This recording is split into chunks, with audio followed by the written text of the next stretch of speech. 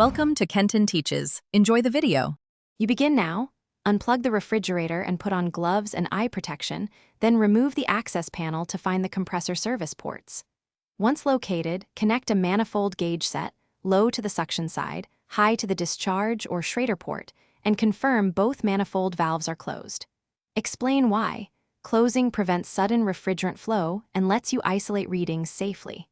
Make sure hoses are tight to avoid leaks. Once done, you're ready to energize the unit for live pressure checks. With the gauges connected, restore power and allow the compressor to run until cycling steady. This gives true running pressures rather than transient spikes.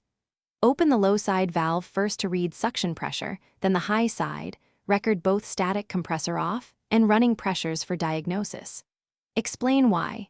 Suction reflects evaporator load and charge, while discharge shows compression and head pressure. Once recorded, close valves in reverse order to avoid backflow and prepare for pressure interpretation based on refrigerant specifications. To finish, shut the compressor off, close manifold valves, and carefully remove hoses.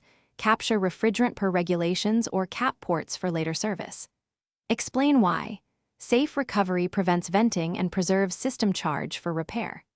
If pressures are too low or high, check for leaks, restricted condenser airflow, or a failing compressor by measuring amp draw. These explain symptoms beyond simple charge issues. One key troubleshooting tip. If pressures are erratic, perform a vacuum.